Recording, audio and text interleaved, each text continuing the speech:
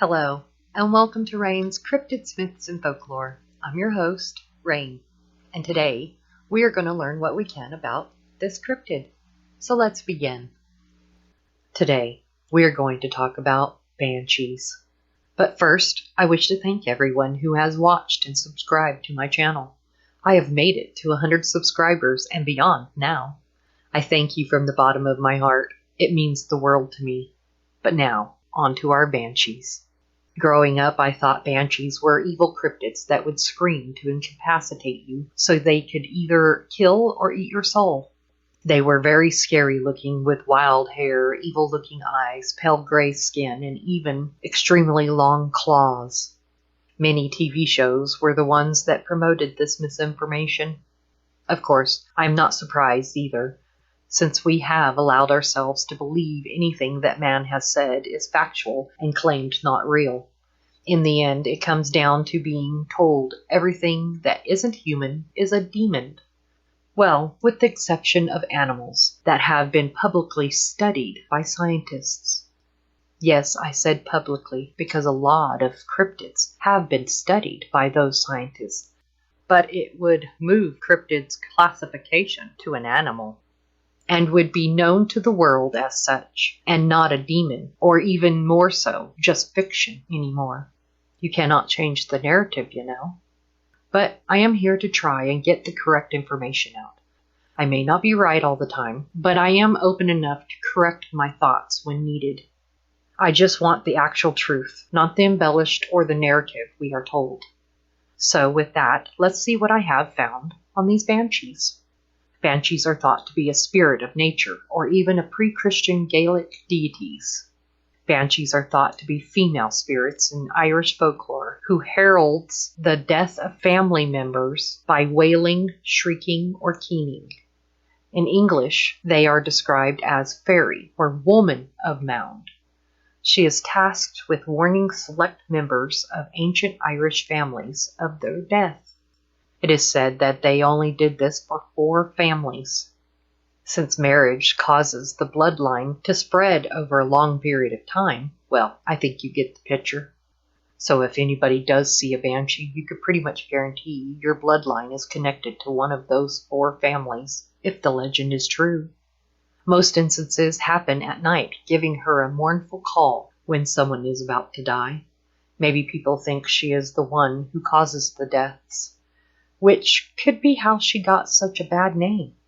Or since religion has them labeled as demons or even fallen angels. Now, the quality of her voice can vary depending from region to region. It's been from very pleasant to wailing and moaning like an owl. Even some say she sings a song. No matter which it is, it causes a calming or hypnotizing effect. They say banshees come in 3 forms. They are depicted as having long hair and usually either wearing a gray hooded cloak or grave robes. Some even say they use a silver comb to comb their hair. And if you take the comb, you could be spirited away, or they give it to you because they love you or they want you to feel important. The first is a young woman, the second being a middle-aged lady or matron, and the third an old, fragile woman, which could have a relation to the triple goddess, maiden, mother, crone. So it could be highly possible that banshees are actually the triple goddess, and there could be many reasons she could be attached to the families.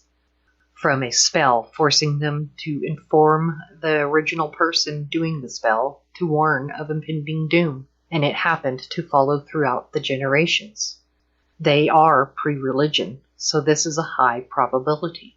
Another is that one of the triple goddesses was saved by the families and felt indebted to them, so they warn of them of these impending dooms.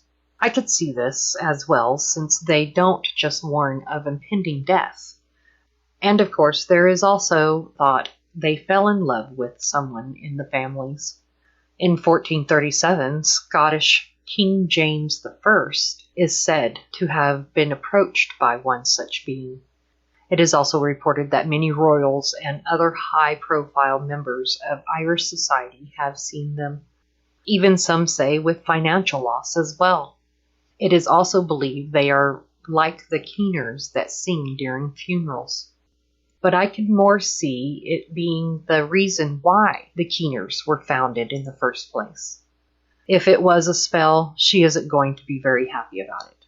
It does sound like something a royal would try to do, needing to know those things during those times. But saving them, maybe not knowing who they were at the time, is something plausible for the time as well. Whether it was by saving, by spell, or love, they come when it is necessary. Of course, the myths, legends, and lore are going to be changed over time and even embellished, even drowned out from a religion taking over. So much has been erased from us to fit the narrative. Just the reading of the triple goddesses is lacking even. You can pick up on them here and there, but most of the really old stuff is really fragmented or completely missing. I will always keep searching, and when I find more information, I will share it. So, if you see a banshee, thank her for the warning and heed the warning.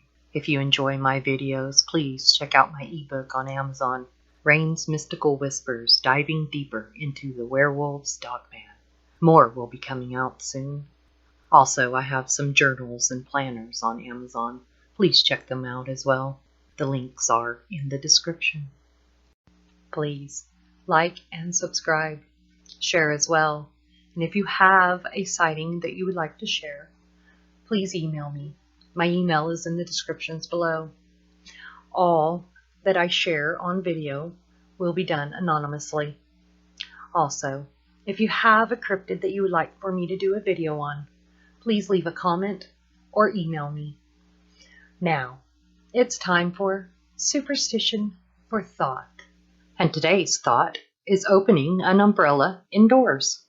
The superstition of opening an umbrella indoors will bring bad luck has been around for centuries.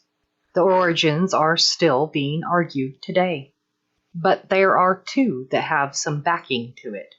The first is the oldest and is from the Egyptian Empire. The sun was worshipped as a god. Umbrellas were used by nobility and religious leaders to protect themselves from the sun's rays and, of course, rain on occasions. Opening an umbrella in shade or indoors was considered an insult to the sun god. Now, the second, it's from the 18th century London.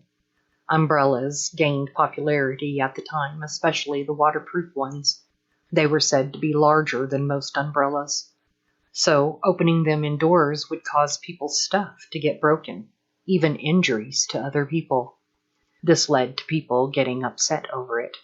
But in the end, it was considered to be bad luck.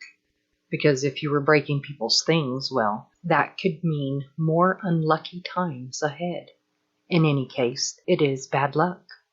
But I believe it is more Egyptian start, just continued on as it was adapted to the use for when it rains. Egyptians mainly did use them for the shade rather than rain originally. So remember, do not open the umbrellas indoors so you can avoid that bad luck. And that's what I have for this Superstition for Thought. Thank you for joining me for this cryptid journey. I hope you enjoyed, and we will see you next week.